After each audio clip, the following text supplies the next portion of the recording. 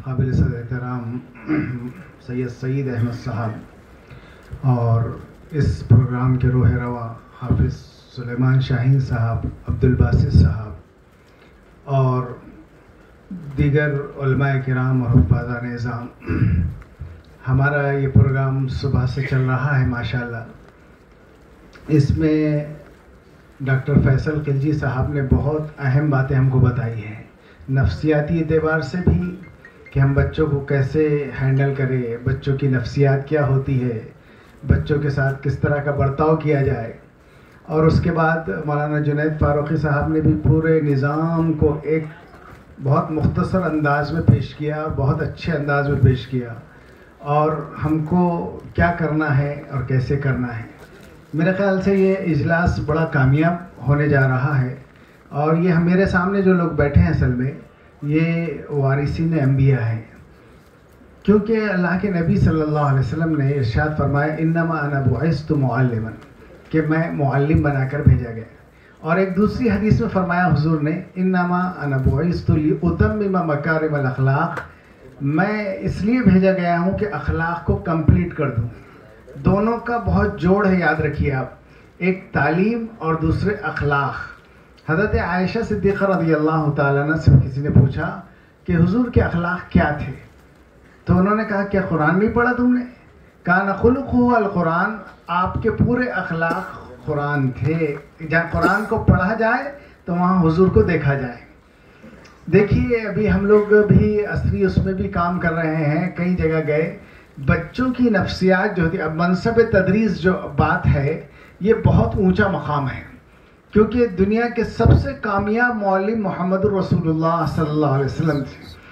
आप सल्लल्लाहु अलैहि वसल्लम ने, आपको मालूम होना चाहिए कि दुनिया के सबसे ज़्यादा उस ख़राबी वाले माहौल में, ख़राब लोगों में, जो इंसान को इंसान से जो है, इंसान जो है इतना उस ज़माने में बोझ बन गया था धरती पर कि लोग कातिल बन गए। माँ के जो है, माँ खुद और बाप अपने बच्चों को ज़िंदा दफन कर रहे थे और काफ़िले लूट रहे थे, जिसे अल्लाह ने कहा है ना कुरान में ज़हरल फ़साद फ़िल बर्रि वल बहर बिमा कसबत ऐदिन नास, कि ज़मीन की खुश्की और तरी में फसाद ही फसाद था।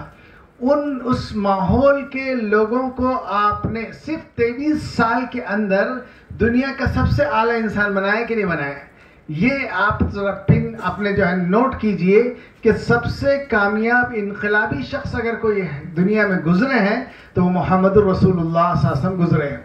अब उनको जो कामयाबी मिली, दो चीज़ों से आप समझ लीजिए, एक कुरान पाक से मिली है। कुरान सुनते थे लोग, बनते थे। अल्लाह की किताब ने सब लोगों को एक नया रुख दे दिया, क्योंकि हुजूर सल्लल्लाहु अलैहि वसल्लम के बारे में कुरान ने कहा ना कि बाअसा फिल उम्मीन रसूलन मिनहुम यतलू अलैहिम आयातिही व युज़क्कीहिम, कि अल्लाह के नबी सल्लल्लाहु अलैहि वसल्लम कुरान पढ़कर भी सुनाते थे और तज़किया भी करते थे। ये दो बातें आप ज़रा जहन में रख लीजिए। आज जितने भी तालीमी निज़ाम है, लोगों को पैसा कमाने वाली मशीन बनाकर मार्केट में फेंक रहे हैं, तज़किये वाला तस्वुर है ही नहीं। आज एक डॉक्टर अपनी जो है प्रैक्टिस के लिए वो बिना वजह के माने कराएगा, फला करेगा। इंसान, गरीब इंसान के लिए हॉस्पिटल में जाना मुश्किल हो गया। वो तालीम के ऐसे दौर से गुजरा है कि उसने करोड़ों रुपए पैसा भर के, रिश्वत भर के डिग्री हासिल की है। के पास टारगेट है कि मैं उतने पैसे मैं कैसे कमाऊं, इस पेशेंट को मैं कैसे जो है इससे मैं पैसा निकालूं। ये एक बिजनेस बन गया। ये एक जो तिब का जो है पेशा था, वो खिदमत का पेशा था। मोहम्मद रसूलुल्लाह सल्लल्लाहु अलैहि वसल्लम ने इसको एक खिदमत का पेशा बताया था, लेकिन आज ये एक इंडस्ट्री बन गई। तालीम का पेशा एक वो पैसा कमाने का बन गया। तो ये सारी चीज़ें आप जहन में रखो कि अल्लाह ताला ने आपको ये मकाम दिया मनसब तदरीस का, कि इसमें बच्चों की रूहानियत और मोहब्बत और प्यार के साथ, कि इस दुनिया में हम आए हैं, थोड़े दिन के लिए आए। एक एग्जामिनर, अल्लाह हमारा एग्जाम ले रहा है, और यहाँ पर ये भी खास बात है कि अल्लाह ने खाली हाथ भेजा और खाली हाथ बुलाने वाले, कुछ लेकर जाना वाना नहीं है। लेकिन इस छोटी सी दुनिया के लिए एक आदमी, जो मौलाना अली मियां रहमतुल्लाह अलैह का एक जुमला हमने सुना था कि सबसे बड़ी खराबी खुदगर्जी है। आदमी अपने फायदे के लिए दूसरे का कितना भी बड़ा नुकसान हो जाए उसकी परवाह नहीं कर रहा है। ये खुदगर्जी से ऊपर उठकर जब आदमी काम करेगा तो आदमी एक समाज का, एक माशरे का बहुत बेहतरीन इंसान बनेगा। अब हमारे सामने बहुत से चैलेंजेस हैं, जैसे आज 2014 से जो गवर्नमेंट आई है जो भी, तो उसने जो नफरत का माहौल पैदा कर दिया और जो खराबी उसने पैदा की मीडिया के जरिए से, फलां के जरिए से, हमारे इदारे दांव पे लगे हुए हैं, हमारे जो है हर चीज़ उन्होंने नफरत से भर दी। तो अब इस माहौल में आप और हम मायूस नहीं होना। सबसे पहली बात याद रखो, मैं आपको एक बात बताना चाहता हूँ कि इस्लाम हमेशा हमेशा हालात के अंदर ही पनपा और बड़ा है। क्या हुजूर अकरम सल्लल्लाहु अलैहि वसल्लम पर हालात नहीं थे क्या? मुझे बताओ आप। इतने हालात थे, इतने हालात थे कि हमारे पास कुछ भी हालात नहीं है। हालात में ही काम करने में मजा आता है। आप ये तय कर लो इंशाल्लाह, जितना मजमा बैठा है, कि इन हालात में बहुत अच्छे से काम करेंगे इंशाल्लाह, बहुत अच्छे से। बोलते हैं ना, जब हिम्मत होती है ना, हौसले होते हैं ना, तो इंसान इनकलाब लाता है। अब मैं आपको बताना चाहता हूं कि 2014 से अब तक सबसे ज्यादा खतरनाक और तारीख दिन हमारी मुल्क का वो था जो 20 जुलाई 1920 का दिन था, जिस वक्त पार्लियामेंट में इन्होंने न्यू एजुकेशन पॉलिसी पास कर दी। और आरएसएस के एक आदमी ने एक जुमला कहा कि 60% हम लोग कामयाब हो गए कि हमने इस निज़ाम को, इस तालीमी जहर में जो है भर दिया इन्होंने पूरा। अभी उस पर काम हो रहा था, अभी साल उसकी किताबें आई है। पहले हमारे पास बच्चा जाता था स्कूल में तो बच्चा सेकुलर तालीम पढ़ता था, मजहब नहीं पढ़ता था। अब इन्होंने पूरा मजहब दाखिल कर दिए। और मैं आपको बता देता हूं कि ऐसी किताबें, अब एक उर्दू की किताब में सबक फोटो भी है। अब उन्होंने एक किताब में बताया कि एक मंदिर बताया, वहां पर पूरे भगवे भगवे कपड़े पहने हुए लोग, वो और जितने अच्छे काम है वो दान दे रहे, खैरात कर रहे, खिला रहे, पिला रहे, जितने अच्छे काम है। और बाहर ऐसी तस्वीर बताया उन्होंने कि मंदिर के बाहर भीख मांगने वाले लोग बैठे हैं, उसमें बुरखे में औरतें बताई, फटे हुए बुरखे है, लुंगी दाढ़ी में आदमी है। अब अपना बच्चा जब ये सबक पढ़ेगा तो आप बोलिए मुझे कि बच्चे के जहन में क्या आएगा? मुसलमान रहे तो ऐसे भीख मांगना, मुसलमान रहे तो औरतों का ये हाल है। अब बच्चा जहनी एतबार से डिप्रेशन में जाएगा, नीचे जाएगा। और इसी तरीके से मंदिरों की फोटोज फला, और हमारा जितना भी दौर था तारीखी, पूरा गुंडा राज बता दिया इन्होंने। सबक के दरमियान सबक चल रहा है एक अच्छा, उसमें आया बीच में कि एक जगह एक लड़के ने उठकर दूसरे को चाकू मार दिया या कुछ उसने ऐसी हरकत कर दी, तो उसमें मुस्लिम नाम रख दिया उन्होंने। तो ये मैं आपको खाली झलकियां बता रहा हूँ, अभी पूरी किताबें इस साल आई है वो छपकर। तो ऐसे माहौल में जहाँ बच्चे, अब अभी हम लोग बेंगलुरु गए थे, तो एक प्रोग्राम में गए स्कूल के, मौलाना खालिद बेग साहब भी थे। तो वहाँ पर बुरखे में औरतें, हाथ में दस्ताने भी, और चेहरे पे लोगों के इधर आदमियों में दाढ़ी भी है, और उनके बच्चे स्टेज पर शिरकिया प्रोग्राम कर रहे, ताली बजा रहे।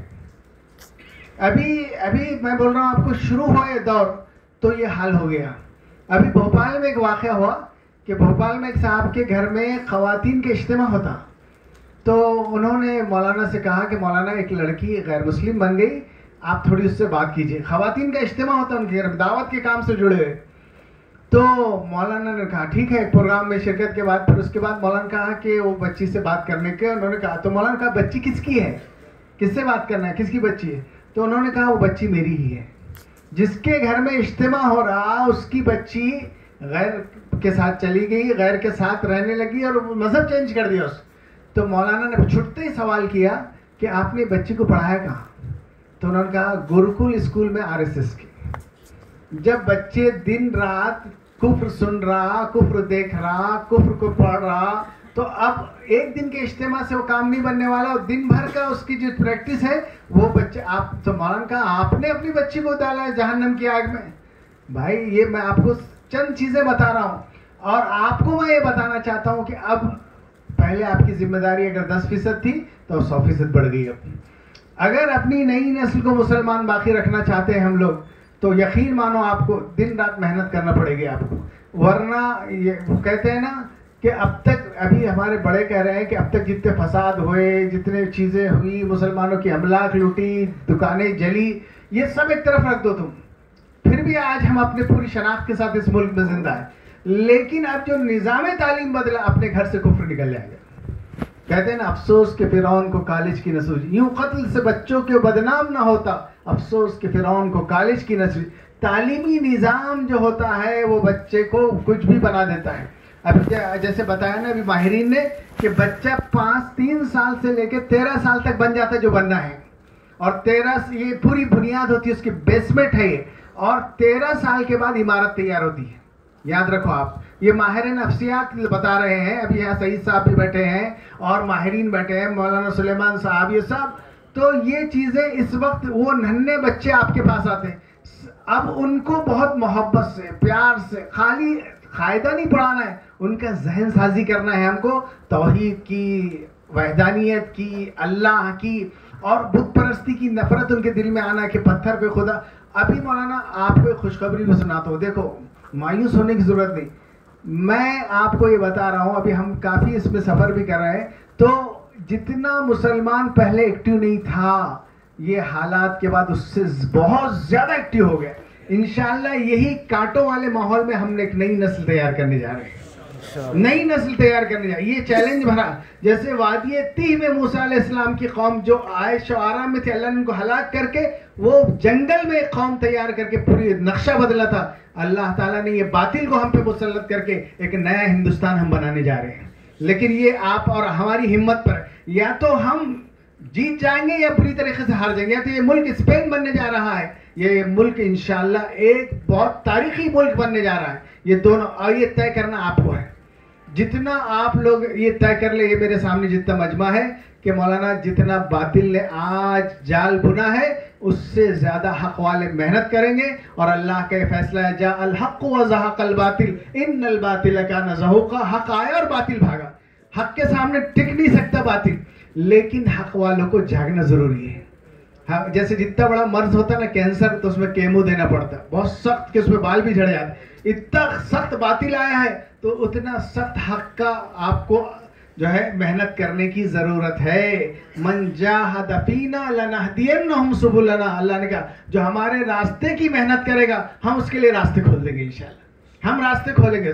मौलाना बिलाल साहब से किसी ने पूछा कि मौलाना रास्ता नजर नहीं आ रहा, क्या करना? तो मौलाना ने बड़ा प्यारा जुमला कहा, जहां तक नजर आ रहा वहां तक चलो, जहां तक नजर आ रहा वहां तक चलो। जैसे एक शायर ने कहा, शिकवे जुल्मते शब से कहीं बेहतर होता, शिकवे जुल्मते शब से कहीं बेहतर होता कि हम अपने हिस्से की कोई शमा जला जाते।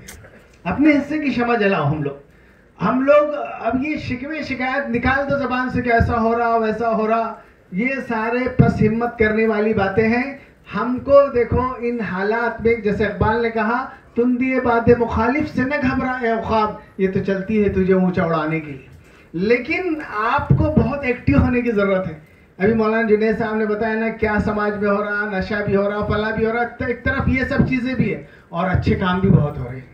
ऐसा नहीं कि बहुत काम भी हो रहा है, लेकिन मैं बता रहा हूँ आपको कि आपके अंदर अल्लाह ने वो सलाहियत दी कुरान और हदीस की बुनियाद पर कि आप जब इस नई चीज़ों के साथ अपने आप को अपडेट करेंगे। देखो अपडेट करने वाला सिस्टम शुरू कर लो आप लोग। नोकिया फ़ोन जानते हैं ना आप? नोकिया एक ज़माने में हर एक के हाथ में नोकिया थे, नंबर टॉप की कंपनी थी नोकिया, याद रखो आप। लेकिन अब एक एंड्रॉइड आया, नई चीज़ें आई, तो नोकिया को भरम था कि मुझे कौन गिरा सकता है। उसको बोले देखो सैमसंग कैमरा डाल रहा, सैमसंग अपने अंदर एंड्रॉइड डाल रहा, नए सिस्टम, वो अपने ख्वाब गफलत में था। और आपको मालूम होना चाहिए कि नोकिया की कंपनी को लॉक लग गया, इसलिए कि वो अपडेट नहीं हुई।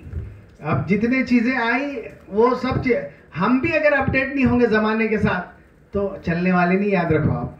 बहुत नए सिस्टम के साथ अल्लाह ताला ने हमको कुरान दिया, अल्लाह के नबी की अहादीस है, और ये नए सिस्टम को हमको, नया सिस्टम पूरा कुरान हदीस है, याद रखो आप।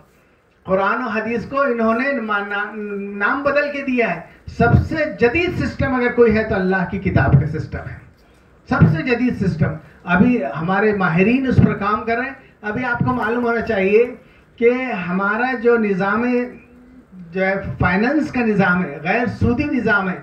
अभी कितने अमेरिकन और यूरोपियन कंट्रीज़ में गैर सूदी बैंक के निज़ाम पर काम हो रहा है और माशाल्लाह इस्लामिक बैंकिंग वहाँ काम कर रही है। अभी एक साहब बहुत दुबई में हमारी मुलाकात हुई थी, उन्होंने बताया बहुत माहिर आदमी है इकोनॉमी के। उन्होंने कहा मौलाना मैं न्यूयॉर्क गया था तो मैंने देखा वहाँ पर, मेरा एक सफ़र हो रोड से, तो मैंने देखा कि कई मकानात पर ताले लग गए और कई अंग्रेज़ जो है टेंटों में पड़े हुए हैं, टेंटों में। तो मैंने अपने गाइड से पूछा कि ये क्या किस्सा है, ये मकानात जो है लॉक करके ये इधर पड़े हुए हैं क्या है? तो उन्होंने बताया कि ये सब बैंक करप्ट हो गए लोग, इन्होंने पैसा नहीं भरा तो बैंक ने लॉक डाल दिया और इनको गवर्नमेंट ने इधर टेंटों में रख दिया। सूदी निज़ाम ने उनको तबाह कर दिया, उन्होंने बताया, वही अंग्रेज से बताया, गैर ने बताया। तो इन्हों उतर के गए, वो लोगों से मिले भी, मुलाकात भी की, बड़े दीनदार आदमी और बहुत असली तालीम के माहिर भी थे। तो उन्होंने बताया कि फिर मैंने एक आदमी को देखा जो बम्बई का रहने वाला था और मोटरसाइकिल पे वो पूरे टेंटों में खाने पहुंचा रहा था, फूड पहुंचा रहा था, खाने के पैकेट दे रहा था और इतना खुशहाल इधर उधर। तो मैंने उससे पूछा भी तेरा नाम क्या है, तो उसने नाम बताया, कोई मुस्लिम नाम, और कहा कि तुम क्या करते हो? कहा मैं बिजनेस कर रहा हूँ, ये पूरे इसमें मैं खाना पहुंचाता हूँ और हलाल से बिजनेस करके मैंने इनके 2 बंगले खरीद लिए। मौलाना अल्लाह ने हलाल में इतनी ताकत दी और ये सारा निज़ाम अब बैंक करप्ट का, ये सारी चीज़ें।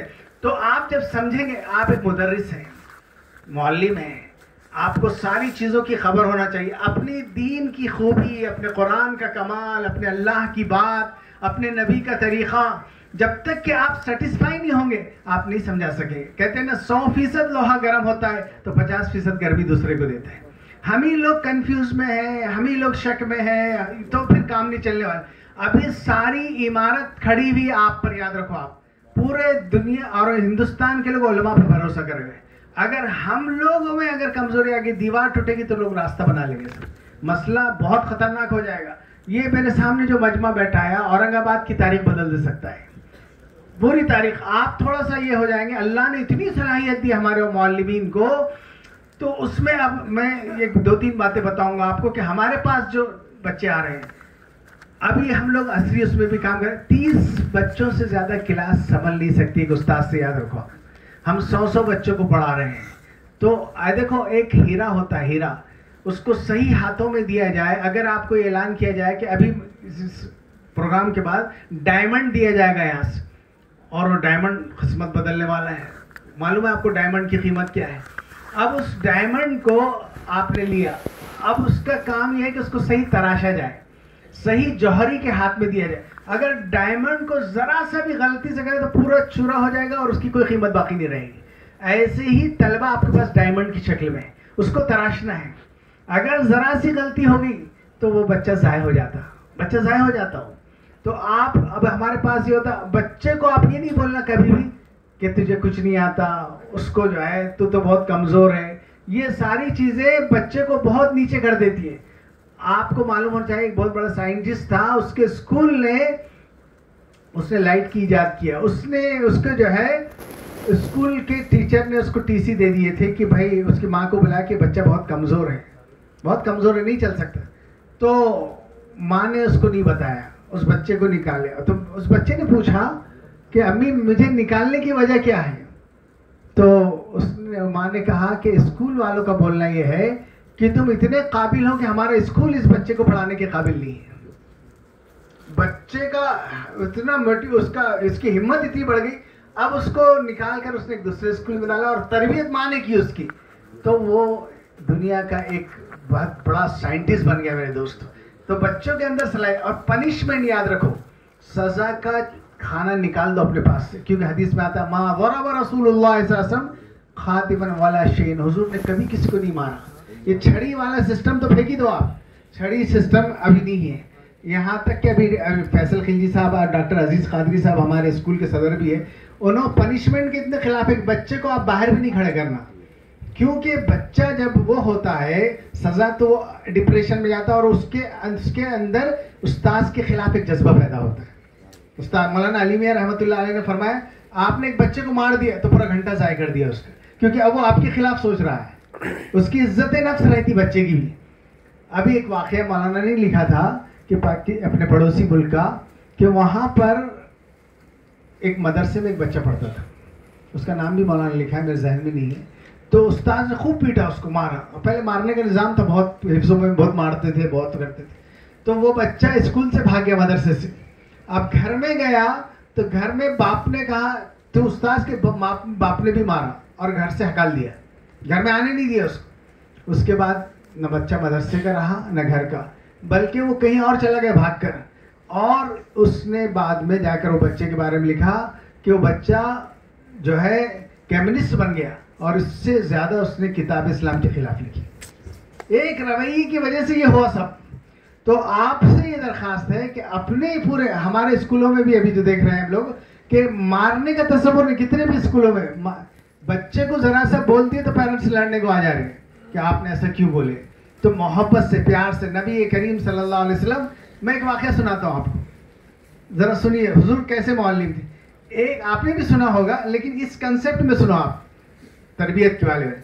एक आदमी आया और मस्जिद नबी में पेशाब कर दिया उसने। कितना गुस्सा आया होंगे साहबा को, साहबा दौड़े उसकी तरफ। तो उसने कहा रुक जाओ, उसको पेशाब कर लेने दो पेशाब। उसके बाद हुजूर सल्लल्लाहु अलैहि वसल्लम ने बुलाया उसको और कहा ये मस्जिद अल्लाह का घर है, इबादत के लिए, पेशाब करने के लिए नहीं। उसको समझाया मोहब्बत से, प्यार से। और उसके बाद वो शख्स आगे जाके बहुत बड़े साहबी बन गए। मुझे ये बताना है कि मस्जिद की दीवार से भी कोई पेशाब करते तो मुसलमान पत्थर मार देता उसको।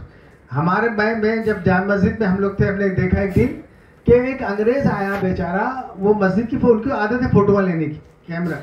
तो एक शख्स आया वहाँ पे, अपना जज्बाती नौजवान, और मस्जिद में फोटो ले रहा है, लेके कैमरा लेके फोड़ दिया उसको। अब क्या लेकर गया होगा उसने कि मुसलमान ऐसे रहते, ये कैमरा फोड़ दिया आपने उसका। तो मैं आपको बता रहा हूँ, जो चीज़ मोहब्बत से हासिल हो सकती है वो नफरत से नहीं हो सकती, कभी भी नहीं हो सकती। नफरत एक अलग चीज़ है, उससे बहुत निज़ाम टूट फूट जाता है। तो आपको मैं बताऊं कि ये न्यू एजुकेशन पॉलिसी में आप कितनी जिम्मेदारी आपको है। अभी आपने एक कोशिश ये करना है कि हमारे देखो मस्जिद को सेंटर बनाना है।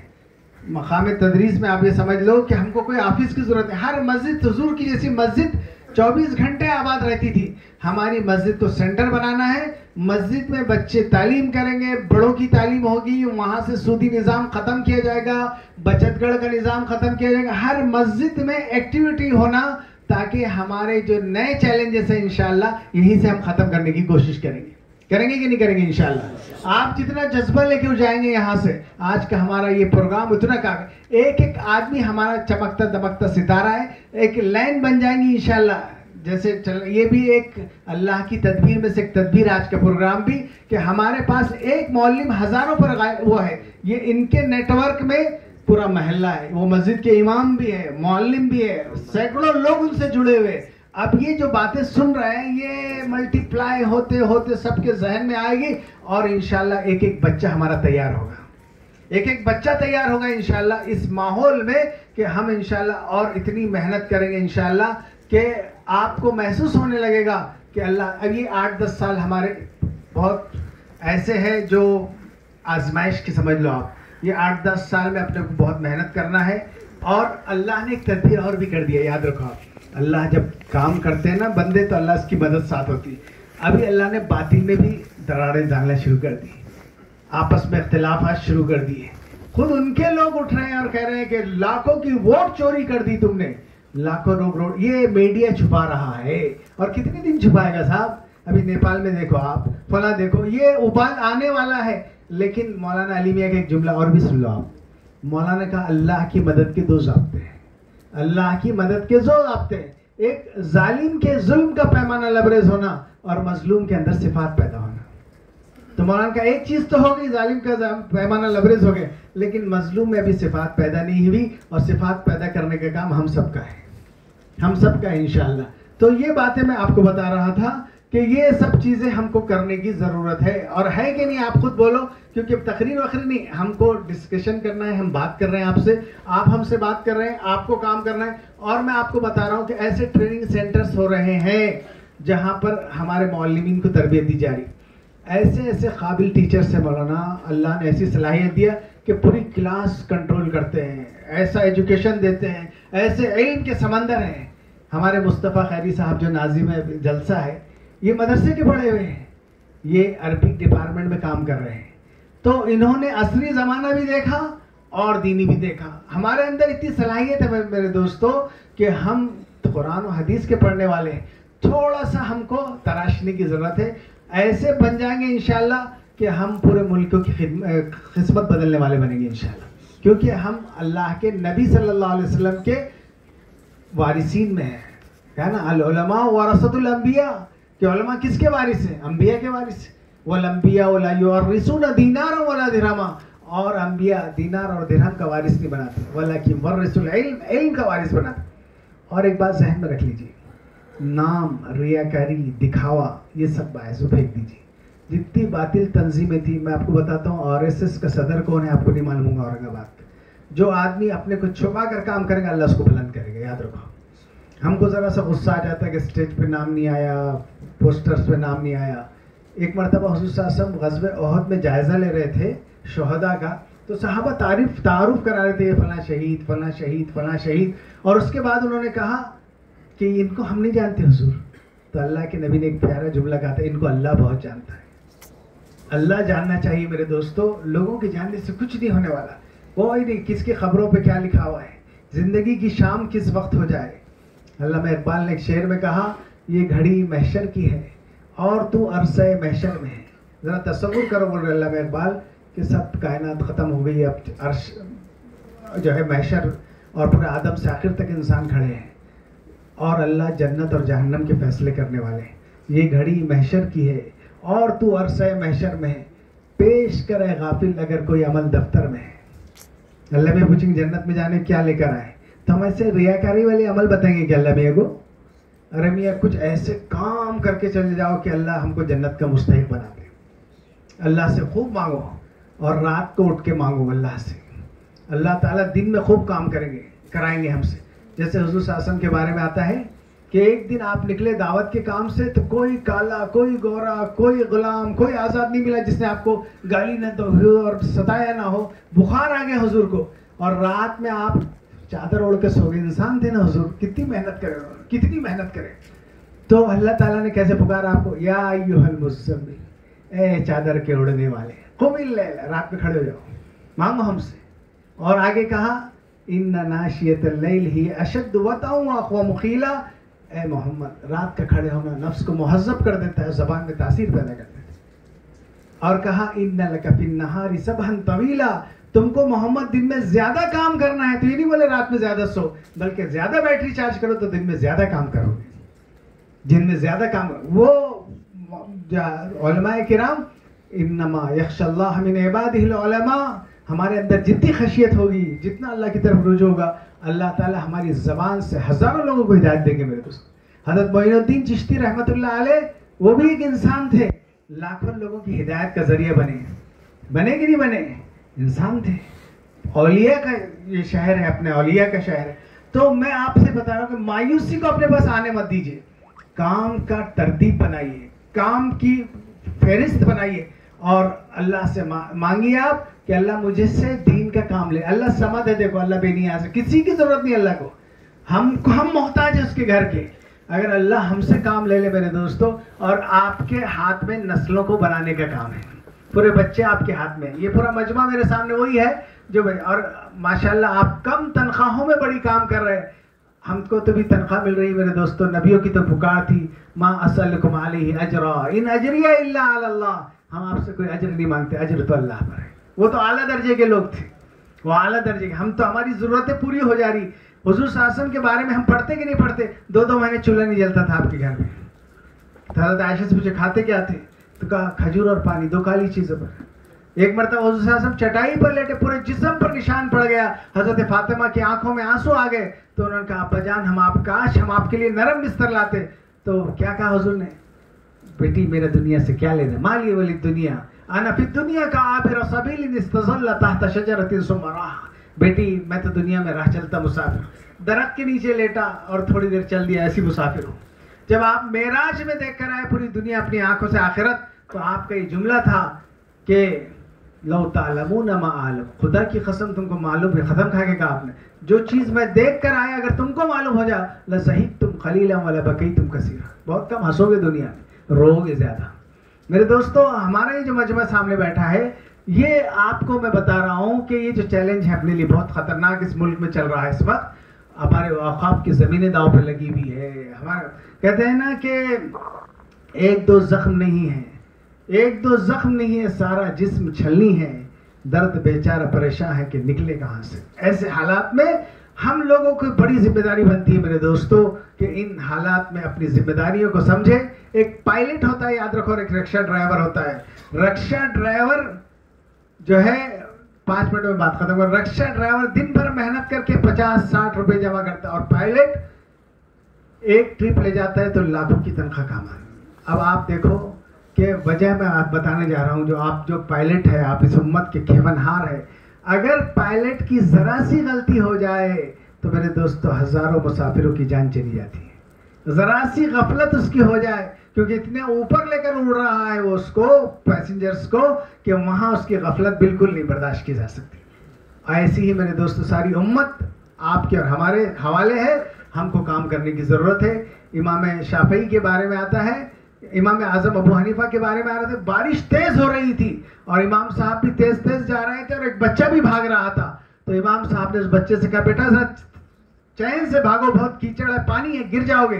तो बच्चे ने बड़ा प्यारा जवाब दिया इमाम आजम को कि इमाम साहब, मैं गिरा तो चलेगा, आप न गिरिए, उम्मत गिर जाएगी।